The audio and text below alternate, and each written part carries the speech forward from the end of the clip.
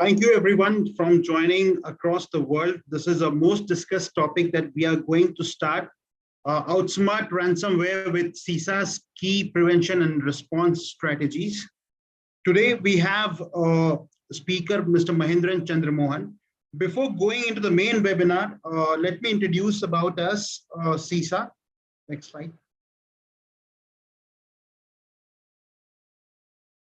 So we are one of the forensics-driven cybersecurity company having presence across the globe, trusted by our preventive, detective, and corrective security services. We have presence in US, India, and we are headquartered in India, Australia, and Singapore. Currently, we are involved in 1,000+ engagement, and we have served to more than 2,000+ global customers. We are one of the top 4 global PCI forensic investigators and trusted by Visa, MasterCard, American Express, Discover, Crest, and PCI Standards Council.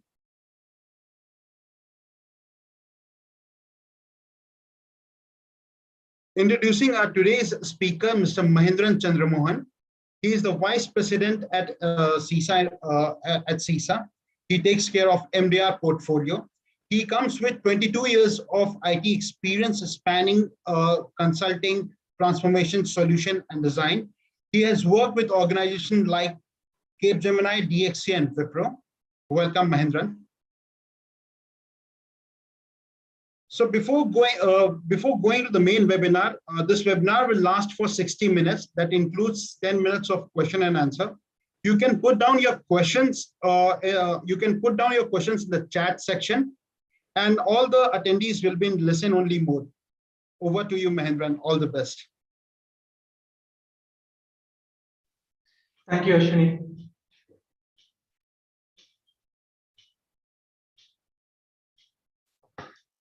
Welcome all to this webinar. So I've given a quick snapshot of the agenda, but overall objective of this webinar is to look at how we can prevent ransomware. But in case if you are impacted with the ransomware, how quickly you can contain and how quickly you can recover your business back. Yeah, so that's the ultimate objective we wanted to achieve as part of this webinar. So what we will cover today is we'll start with some statistics around ransomware. So we'll spend a few minutes. We will look at the threat actors and their targets. We will spend some time on ransomware as a service. So what is the business model looking like? What are the vulnerabilities and attack surfaces consistently being exploited by the ransomware gangs? We will look at the ransomware phases. What are the various different phases and how we can secure in each phase, secure and detect. And finally, yeah, so most importantly, we will look at what actions the organization needs to take to prevent and detect ransomware on time. So few statistics about the impact of ransomware. So I'll see if I can use a pointer here. Okay. So in 2021, there was a ransomware attack every 11 seconds. Yeah? So this is not a small number. So the impact of ransomware is very, very high. And it is expected that this will further go down in 2022. The estimated damages caused by ransomware for the businesses around 20 billion in 2021. So this is 57 times more than what used to be the impact way back in 2015. So the ransomware as a business has grown significantly, causing a lot of damage to organization. On an average, it takes 21 days for an organization to recover after they are attacked. Yeah. So in significantly large time for a business to recover their operations. And most impacted countries, India, Australia, and USA. So top three. So in India, if you take example of India, so 68% businesses have been impacted by ransomware. So big numbers. So a lot of actions have to be taken to improve the security posture and protect the business from ransomware attacks. So I've also given some statistics around how much few organizations have spent to recover from a ransomware attack. So a couple of examples, one ISS World and the next Cognizant. So they've spent significantly to recover after they were attacked by ransomware groups. Yeah. So all these statistics, they highlight now that ransomware has grown as an issue. It has grown over a period of time, and proper attention, prevention, detection is absolutely critical for ensuring that the businesses are proactive. So who are the threat actors? So cyber criminals, so we all know, so they constantly use ransomware to attack organizations. So then there are state actors, there are even activist groups. So when there is a political situation, so we have always seen state actors getting involved, activists supporting certain groups and countries, and ransomware is used as a means to attack organizations. So we have competitors, and even insider threats have also increased in the recent past. In fact, one of the group lapses, so this ransomware group, they were known to pay insiders for access to the environment. Yeah, so they directly target employees within the organization to see if they can get access to credentials and other critical information, so that they can use that to target the organization. Moving on. So what are the targets? The targets, across all the industry sectors, so they've got impacted. But top three, because of the kind of data and information they hold, financial, high tech, and healthcare, so they are exposed to ransomware attacks. But even a non-profit is not left out. Yeah, so across all the sectors, the ransomware impact is there. Yeah, and the top attacker groups, if you see, mostly it is organized crime. So we will talk a lot about ransomware as a service business model. So organized crime, they are very well organized. So as I move forward, you will see why I say this. So there are unaffiliated groups, there are state affiliated groups, there are nation states themselves directly involved in ransomware attacks. And like I mentioned in the previous slide, insider threats are also growing. So it is only going to become worse.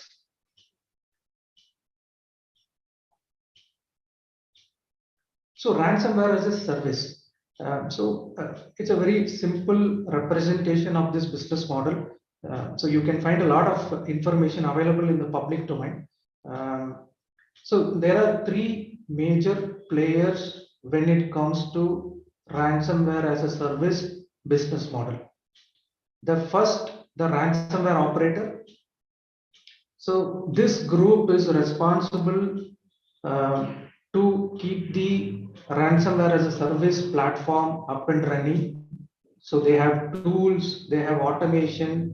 It's a proper SaaS kind of a platform which is built to be consumed by the ransomware groups. Yeah. So this ransomware operator, so they are responsible for developing and maintenance of tools. So they host the website. If the data is extracted from the organization, so they give the space for them to host and upload the data. So they take care of everything. The second group's access brokers. what they do is their responsibility is to scan the client environment. So constantly they are scanning and finding organizations having vulnerable devices exposed to internet. Yeah.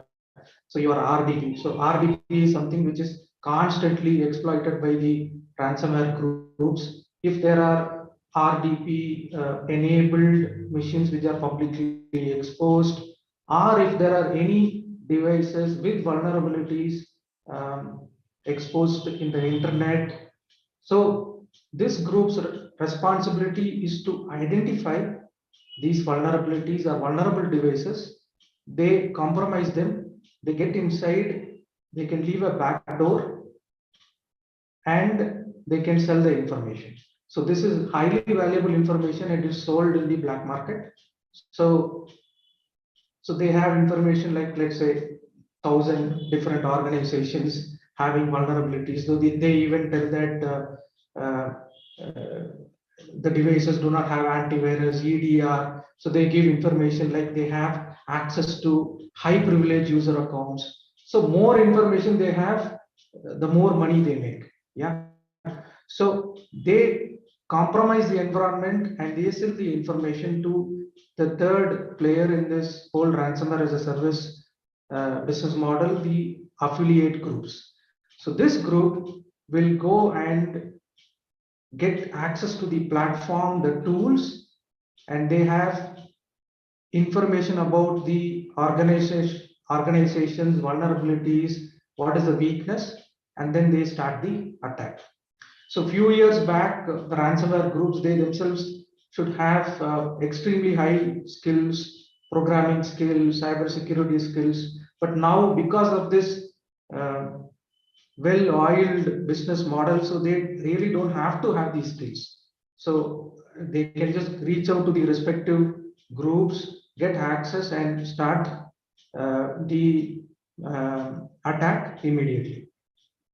So if you go to the Microsoft website, so they've done an excellent job in highlighting all these groups. So there's a lot of material available in public domain which you can refer. So I have taken a snapshot of phishing as a service, so very similar to ransomware as a service, just to give an example of how well this is organized and how easy it is anyone to get access and start the attack process. So this particular group, so the phishing as a service, so they can sell phishing kits. So the threat actors can just go and buy the kit. Once they have the kit, they have access to the templates. They can create their web page. So they are able to do it on their own, or they have an option to go and subscribe to phishing as a service, where they get access to email templates, site templates. Email delivery is also automated. Site hosting is done by this group. Credential theft, credential redistribution. So once they get access to credentials, so they have a habit of redistributing the credentials to other groups as well. Fully undetected links. So they give assurances that these links are not detected. So it's very quick. You get access, you send the emails. If the end user clicks the email, they open the page. It looks very, very similar to the organization's web page, Office 365 or any other landing page. If they type the username and password, then the credentials are then taken. So if you can see these groups so notorious, so they even give a 10% off when somebody goes and subscribes to this platform for the Substack. They give a discount as well. So from the last two slides, so this ransomware as a service, this kind of a model is very, very mature. So that's why if you see in the statistics, I mentioned that every 11 seconds there is an attack.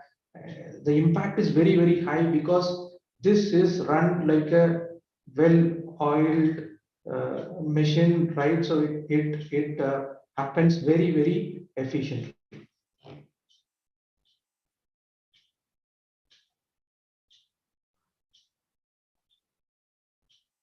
So now let's look at what are the vulnerabilities and attack surfaces exploited by these ransomware groups. So I've broken them into three major categories. The first is the operating system. I classified it as operating system. So any outdated software, outdated unpatched operating system, or web applications with vulnerabilities, or devices which are exposed to internet with vulnerabilities. So they are constantly exploited. The second is the network. Again, exposed network devices, your VPN devices, which is publicly exposed, open ports, which is not addressed, unpatched network devices. So I have a slide I will also talk about what are the frequently exploited vulnerabilities later in this webinar. But unpatched network devices, configuration issues, excessive admin privileges. So you have end-of-life hardware which you are not able to upgrade or install patches, lack of monitoring. So all these things in the network is constantly exploited by these groups. And last but not least, users and access. So human is the weak link when it comes to security. So phishing, so the most widely used option to get inside a network is phishing. So your weak passwords, unprotected personal device, use of public internet, outdated antivirus, employee awareness issues. So all these are used constantly by these groups to exploit and attack. So now that we have seen the vulnerabilities and attack surface, so let's do a bit of deep dive and look at various different phases of a ransomware attack. And during these phases, what are some of the services that generally get impacted, and what happens during those phases? So I have depicted in this slide. You can find information about ransomware life cycle, so it is available publicly. So this is a very simple kind of a depiction. So infiltration. So the first step of infiltrating environment happens through Office 365 or the emails through phishing, or you get emails with spam and attachments which is then downloaded, and from there the infection starts. The servers and endpoints themselves getting impacted, web applications, so internet facing applications, and network devices. So there are a lot of network devices which are publicly exposed with a lot of vulnerabilities. So VPNs, RDP, right? So these are some of the vulnerabilities which are exploited to infiltrate into the network. So the next step is account compromise. So once the infiltration is done successfully, the next step is to compromise the account. So a local user account or a local admin account is compromised. So if there is strong password is not there, organizations, I have seen many organizations where the local admin password is same across the entire organization. So if you crack the local admin for one laptop or a desktop, so you can use that password across the environment. So if proper measures not taken, the account compromise will start from there. Yeah. So once the account is compromised, the next phase, the most important phase, is privilege escalation. And the most exploited service when it comes to privilege escalation is the Active Directory. So in Active Directory, so we call Active Directory keys to the kingdom. Yeah. So if Active Directory is compromised, you have access to domain admin or enterprise admin credentials, then it is very easy for the ransomware actors to then further exploit the environment. So steps have to be taken to ensure that the privilege escalation doesn't happen and Active Directory doesn't get compromised. So in my experience, I've handled few major ransomware attacks. In all the ransomware attacks that I've seen and managed, Active Directory is compromised. Yeah, so absolutely critical steps has to be taken to protect directory services, whether it is Active Directory or any other directory services, to ensure that is protected, and you have good defensive mechanism, detection mechanisms to detect if something is wrong there. So if privilege escalation is successfully done, Active Directory is compromised, then the lateral movement starts. So you have the keys to the kingdom, like I have mentioned. So now you can move laterally within the environment. You can reach other servers. You can compromise the virtualization platforms. If the network is not segmented properly, then it is easy for you to move laterally. So you can reach the backup storage cloud environment, right? So this is where the actual damage starts. Yeah. So once they are able to move laterally, then what happens is data exfiltration and finally data encryption. So few years back, the ransomware groups, what they generally do is, once they get inside a client or environment, what they do is they encrypt. Yeah, so they encrypt, and many businesses, what they generally do is, they don't respond to the ransomware groups. So they generally restore the data with the backup if they have a backup, or they go and rebuild the environment. So this was not working out well for the ransomware groups. So then they followed something called double extortion. So the first step is to exfiltrate the data. So their objective is to take the sensitive data first. So your company secrets, intellectual property, trade secret, sensitive data, PII data. The first step is to take this data out and then encrypt the environment. Now, if a customer decides and they say that, okay, I'm not going to do anything, then I will not pay the ransom. Then these groups threaten and they say that, okay, we will now make all your sensitive information public. Okay, so many organizations still they don't pay ransom, but there are cases where very sensitive information, your source code of your very critical products and services are going public. Your competitors can get access to information. You might have some highly sensitive data.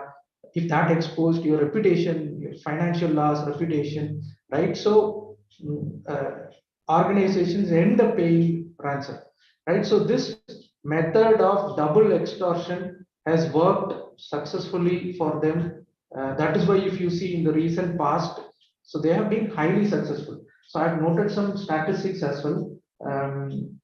So now there is one more dangerous trend from double extortion. So they have gone to something called triple extortion. So here what happens is that after exfiltrating the data and encrypting the data, now in some cases we have seen a trend where they extract ransom from the organization, and they also reach out to the clients of the organization, and separately they demand ransom. So there was a Finnish company in 2020. So this is a healthcare organization having a lot of sensitive information. When they got breached, this ransomware group, they reached out to hundreds of their clients and they demanded ransomware directly from those clients.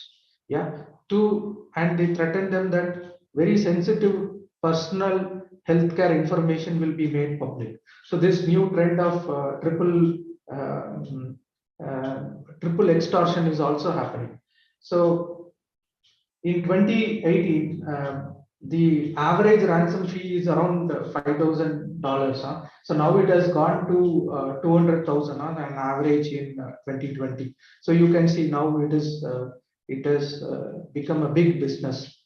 Yeah. So what are the services that needs to be protected to ensure that you are proactive, you are able to prevent and also detect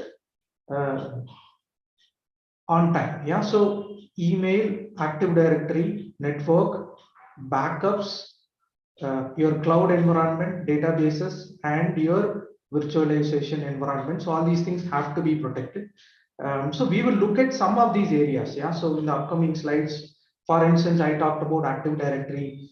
So we will look at Active Directory, network, and few other areas with an objective to see how you can protect and what steps you can take to detect and recover in case if there is a ransomware attack. So your businesses cannot sustain if you have an impact. You cannot recover for more than 100 days. I've seen a customer where it took 100 days to recover the complete environment. So many businesses will not be able to sustain that kind of downtime and loss to the business. So the objective is not just to prevent. In case there is an attack, how quickly you can recover is also something that we will discuss when we look at some of these areas in detail.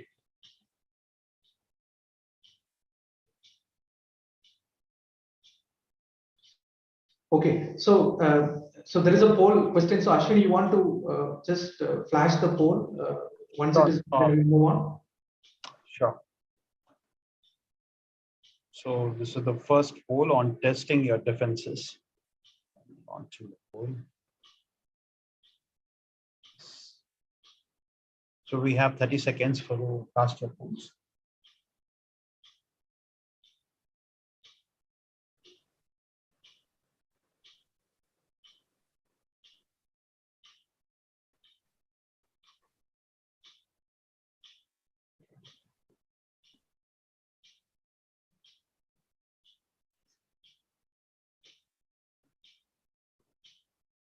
Five seconds left.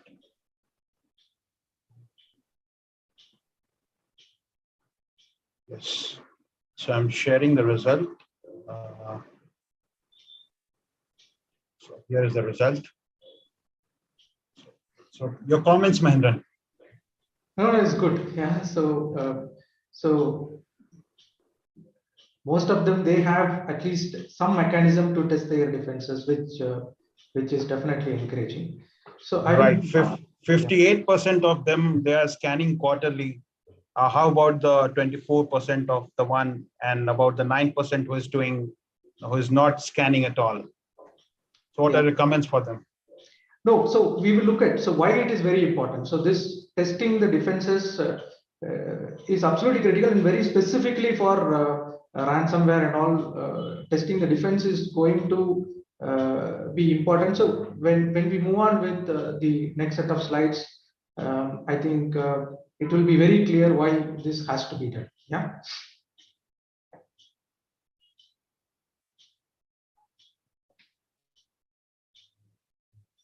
Okay, so I've taken the NIST framework. So identify, protect, detect, respond, and recover. But for this discussion, we will focus predominantly on protect and detect. So like I have mentioned, so we will look at a few areas. So Active Directory, so like I have mentioned, keys to the kingdom. So protecting Active Directory is absolutely critical. We will look at network, lateral movement, and for many other reasons, network needs to be protected. Recovery and backup, again, very important. Ransomware gangs nowadays, they target the backups in your environment and they first encrypt the backups. Yeah. So the backups are made absolutely useless. Okay. Then only they go to the other environments. Yeah. So how to protect the backup environment? Then Office 365, and finally we will spend a few minutes on cloud.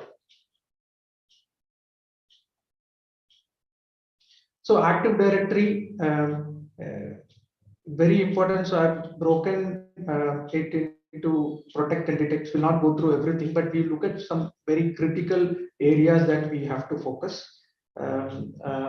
So multi-factor authentication is something that that I have put on top. So now with cloud, Azure AD, and all the simplified options available, enabling multi-factor authentication is simple nowadays.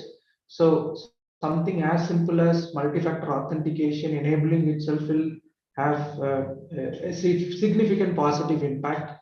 Password complexity, length of the password, small things that will help hardening the operating system where AD is actually running is something that is absolutely critical.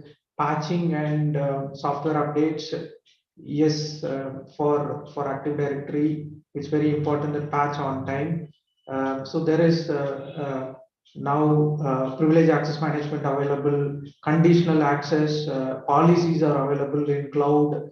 So quickly enable those options, it can come handy. So least privilege access and just-in-time access is nothing but privilege access management and conditional access. So those things, wherever it is available, can be used very effectively. And last but not least, backups. So 3-2-1 rule, if you follow for backup, I'll explain what is 3-2-1 rule and warm copies later in my slide when I am covering backup. But ensuring that you have a copy of backup of your Active Directory in case there is a problem is absolutely critical, and protecting that backup copy is also critical. So for detect, Microsoft is offering offline assessment for AD security. So that can be taken, it can be run, and it gives a report and it tells clearly what needs to be done. Monitoring. So if you don't have monitoring, absolutely critical that you have some level of monitoring. So using the same tool. So monitoring for key events in Active Directory is critical. So if there is a golden ticket, you should be able to detect something like a golden ticket on time. Yeah, so monitoring is important. So performing compliance audits, vulnerability scans, all these things can help protect Active Directory and also detect if there are issues on time before the attacker takes full control of your environment.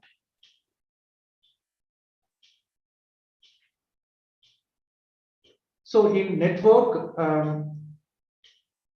like I said, lateral movement, if the network is not properly segmented, the lateral movement becomes very easy. The attacker is able to easily move within the network. So micro segmentation, having an IPS system to protect your network. Again, most importantly, patching, disabling the default accounts. I've seen many organizations still use default accounts when it comes to VPN, or use very weak passwords.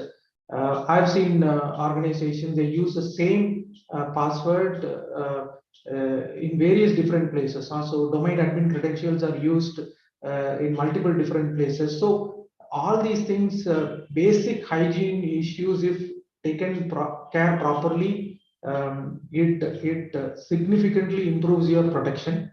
For detect, again, monitoring is important.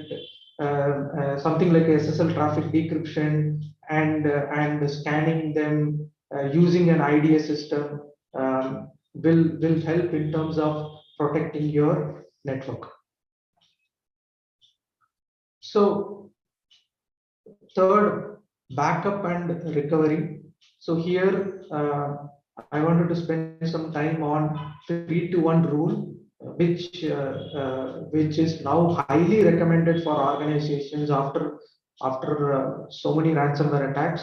3 copies of backup, 2 different storage mediums, and at least 1 offline copy. At least for your critical environment, just follow this rule. Yeah, now gone are the days that tape backups and all is not there anymore. Everything is online. It is there in the same environment, right? So the attacker is able to get access to the Active Directory and has the highest privilege, so they are able to even go and encrypt the backups. Yeah, so that's why it's important to relook into your backup strategy. So go for the 3-to-1 rule. Warm copies is also something now many organizations are following. Write once and read many times. Warm. So with cloud, data stored in cloud, there is easy access to warm kind of a backup, right? So when the backup is done, nobody will be able to access the backup. So it's write once, read many times. So even the administrators will not have access. So something like a warm copy should be available for at least your critical environment. Air gapping the backup infrastructure is also important. So if you have online backups, like I mentioned, if you have the highest credentials and moving and causing damage to the backup infrastructure, like encrypting the backup is very simple. So proper methods have to be followed to air gap the backup infrastructure. Encrypting the backups is also important. Relooking into your retention policies, making sure that you are testing your restore, all that will significantly help in terms of improving the protection. Again, for detect, like I said, periodic data restore, vulnerability scanning and monitoring the backup environment will help you to detect if something is going wrong, will help you detect on time. Office 365. So we have already seen for infiltration, emails are used. Phishing is the most common route for infiltration. I've taken Office 365, any email solution. Why Office 365? Many enterprise organizations, they have moved to Office 365. So I took Office 365 as an example. So something like an Exchange Online Protection, which is available for Office 365 or Microsoft 365. Nowadays it is called like that. Subscribe for Exchange Online Protection, which will take care of your AV, malware, phishing, spam filters and all that. Data archiving, ensure that the data is archived so that you can access it later. Multi-factor authentication, we talked about MFA in Active Directory. In email, Office 365, enabling MFA significantly improves the protection. Password complexity, length, all these things play a very important role in protection. And detect, again, monitoring and Microsoft Secure Score. So an option available to detect if there are any issues in the environment. It gives a risk score, security score, can be used to identify if there are any issues, and proactive steps can be taken to protect. So last but not least, cloud. So I took cloud separately because many organizations are operating in a hybrid kind of an environment. Protecting cloud is absolutely critical, and there are many options available in cloud to improve protection. Yeah, so in one of the ransomware attack, I've seen the entire on-prem got impacted. All the systems got encrypted for this particular client, but their cloud environment, nothing happened in their cloud environment. just because they had a EDR tool there. So on-prem, they were using a signature-based AV, and in cloud, they used EDR. Just because of the behavioral change, it was able to quarantine. Yeah. So so a lot of inbuilt options available, simplified options available to improve protection in cloud. Most important is encryption, encrypt the data at rest and transition, your next-gen firewalls, key management, multi-factor authentication. Enabling multi-factor authentication is single click of a button, so that can be done. Privilege access management, PIM or PAM can be enabled. We talked about conditional access policies that can be enabled, and going for a 3-to-1 backup, warm backup. All these things will help improve protection of your cloud environment. And again, monitoring, doing compliance audits and vulnerability scans will help to detect if there are any issues. So we have CSPM, CWPP. So many options are available to detect if there are any issues. So some of these simplified options can be used to improve protection and detection in cloud. So these are some of the top frequently exploited vulnerabilities by the ransomware groups. So this is available public. If you just Google frequently exploited vulnerabilities, you will get a lot of vulnerabilities, but these are the top ones. So you can see, so Microsoft, some of the CVEs listed here. So then Citrix.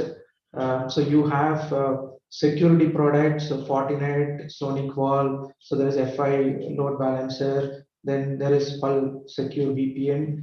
So if you have some of these products in your environment, and if you have not patched or fixed these vulnerabilities, please do immediately. These are constantly used by the ransomware gangs, exploited. More such vulnerabilities are also available, but these are the ones which are top exploited vulnerabilities. Okay, so so this is my last slide. So how can we help? Yeah, so to prevent and help you contain and recover on time.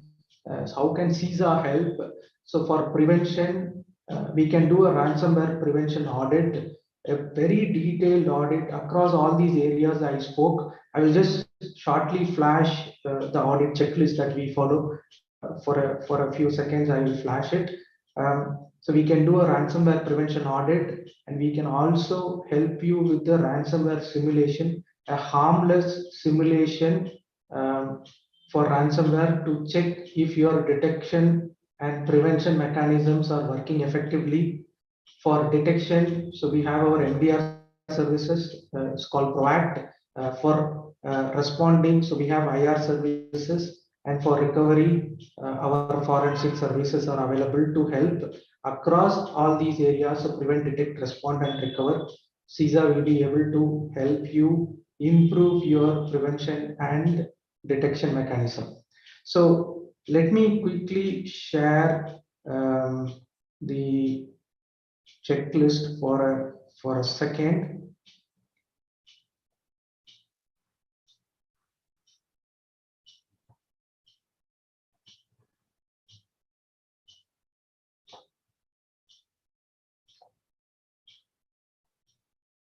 Yeah, so is my screen visible, Ashwini? Can you just confirm? Yes, it's visible. Yeah, okay. So this is just one like a checklist for Active Directory. So the audit that we generally do, very, very detailed audit across different areas within Active Directory, like user access, something like RDP, hardening. Do you have access to internet to domain controllers? Are you restricting admin accounts, access to ILO, DRAC, password management, monitoring? Are you monitoring critical events? what kind of prevention mechanism you have. So very detailed kind of a check. Clearly, once this is done, it will clearly highlight the current maturity of Active Directory and very clear recommendations on improving the maturity so that you can protect the environment. So we have this for backup, database, email, hypervisor, cloud network, your desktop kind of an environment. Across all the different areas, you can do the audit and help you understand your current maturity and how you can improve as well. So with this, so I'm going to now stop and Ashwini, you want to quickly flash the polls before we start taking questions? Sure, Mahendran. What I'll do, we'll launch the poll. So meanwhile, you can also take questions from the chat and Q&A section. Thank you for sharing all this checklist. This is an awesome session and a lot of information. Yeah, I'm launching the poll right now.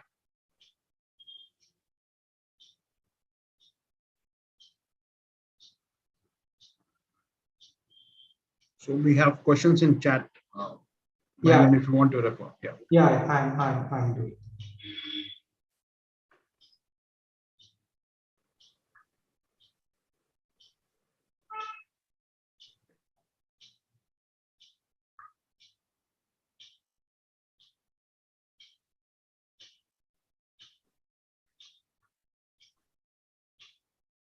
So last 5 seconds left.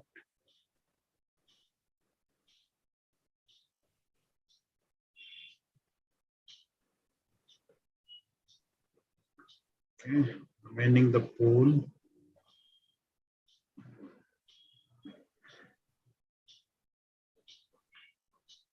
Yes, you can take the questions, Mahendran. Yeah. So I'll take the questions. So many questions are around how they get access to this presentation. Probably you answer that towards the end, Ashwini. So, but I will go through some of the questions. So how do we test defenses, and is it using red team simulations? See, yeah. So red team simulations can be done, but you can do a lot of harmless simulations as well. So there are one good thing about cybersecurity is that you have many tools and options available in public domain. So you can test ransomware. You don't have to introduce a ransomware. You can do harmless testing in your environment to mimic a ransomware and check if your antivirus is working, if your EDR is working, if your monitoring is actually working. So it can be done. So when I said ransomware simulation, that's what I meant. So if we get involved, that's what we will do without causing any harm. So we will be able to do. But if you want to do a pen testing or red team kind of an activity, that also helps. So I'm just scrolling down to check more questions. Is this audit checklist reference to any standard or framework? So yeah, so we try to follow NIST framework, but this checklist, see, our objective is to create something very specific to ransomware prevention, and if there is an impact, how quickly you can recover. Yeah, so we did not want to make it like a compliance or an audit kind of an exercise, right? So we wanted to make it very specific for ransomware kind of a situation. So so we did not use very specific standards. We have taken few standards, but it's very tailor made for understanding the customer's maturity in preventing ransomware attacks. So how do we test the defense against ransomware? So like I mentioned, there are plenty of options available. So you can see what does a ransomware do. So it quickly changes files, it renames, it does encryption. A lot of these activities happen, right? So I'm just taking an example. In this, there are scripts available there are options available. So if you reach out to us, so we will help you, we will guide you. So we can also help you do that. So yeah, so there was a question from Vimal whether it is harmless activity. Absolutely harmless activity.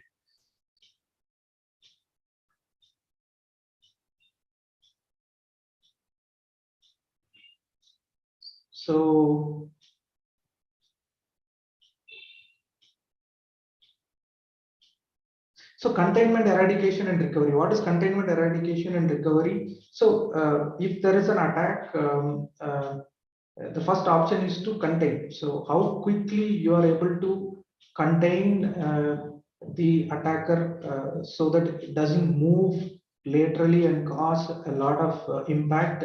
That's why we took an example. I'm just taking an example. If you have network segmentation, even if the attacker is there in one environment, you can contain to that environment.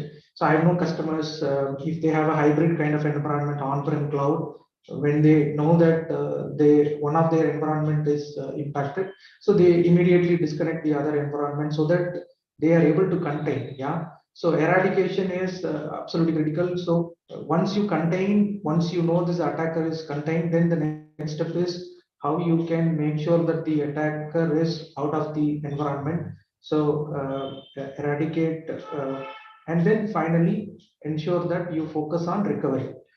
So so when do you restore? So I have been asked this question many times before. At what time you restore? When you are absolutely sure that you have contained and you have evicted the threat actor, then only you restore the data, because if they are still in the network, they can again encrypt the data. So your entire exercise of restoring will go for toss. Yeah.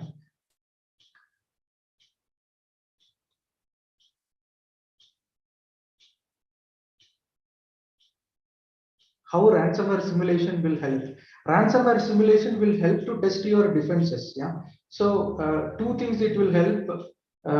It will test your defenses, your AV, your EDR, your IPS, any other protection that you are using in your environment. It will test if it is working effectively, and that will clear, and also it will test your monitoring. Okay, so by doing this activity you can also test whether by doing this, if your SIM tools and other tools, they are able to detect on time. Yeah. So ransomware simulation will tell you how prepared you are. So then after that exercise, then you can start taking actions to further improve your security posture.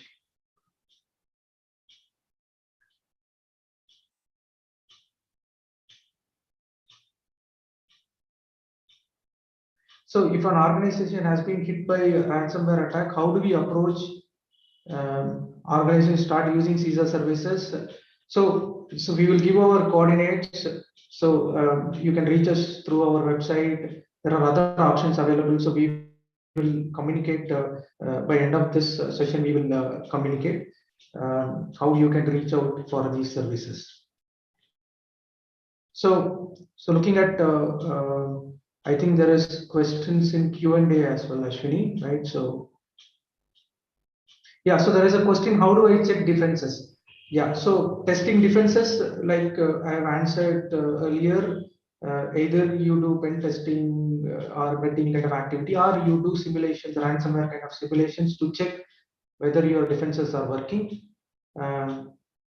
Then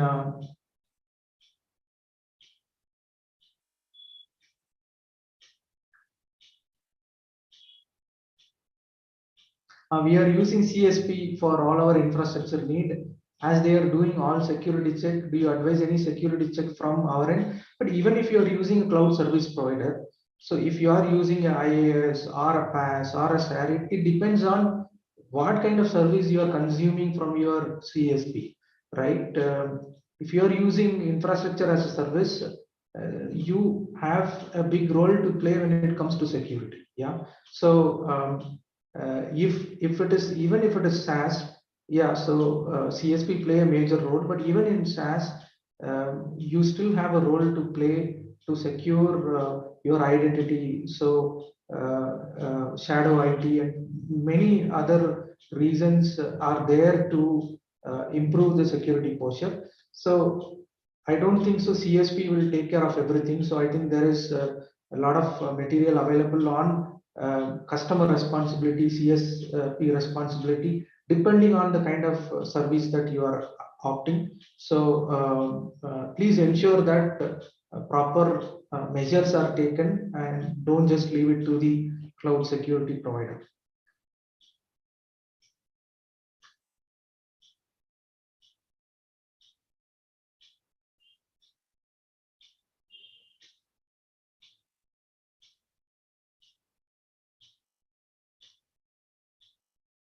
So anti-exploit advanced threat protection not supposed to take care of ransomware attack. So I'm not able to get it properly, but advanced threat protection. So what do you mean by that? So is it like an EDR? So what kind of protection we are talking about? So any protection, there is a constant need to test your defenses. So whatever kind of protection you have, very important to test, because when it comes to security, constantly there are changes. So it's not like you do once and you configure something and leave it on. So it doesn't work like that. So the threat landscape is constantly evolving. So continuously testing your defenses, checking your protection and defense mechanism is absolutely critical. Yeah, so that's why the first question was asked, how often you do it? Yeah, so very important that at least half yearly you test your defenses just to make sure that your protect and detect is working efficiently.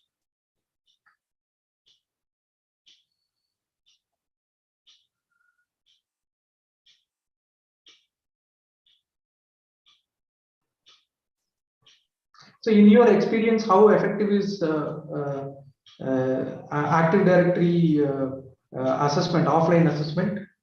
See, it is effective. So it gives you a comprehensive report of the weaknesses. It gives you a lot of good insights. Yeah. So, but important is that once you have that, then the steps have to be taken to improve. Yeah. So, but whether it is only OAADS is enough, I won't say. Yeah. So that's why if you see, that is just one option in my slide, that it's something that you can use provided by Microsoft. It gives you good insights, but there are other things that you can take care to also further improve.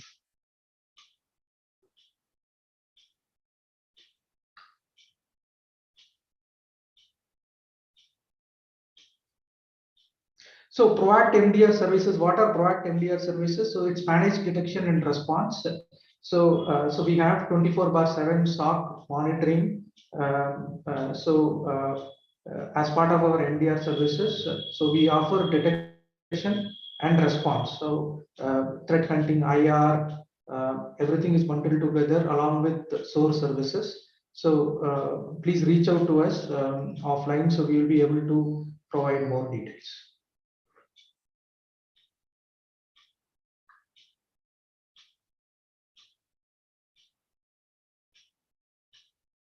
So, Ashwini, in the interest of time, you have anything else to add, or can we close the webinar? Thank you, everyone. Thank you, everyone, for joining us from global region. For those who are asking for the recording is already live on our LinkedIn page. So you can go there and watch the recording once again. And so we'll be inviting you for a few more interesting sessions very soon. Thank you for tuning in. Have a great day, everyone.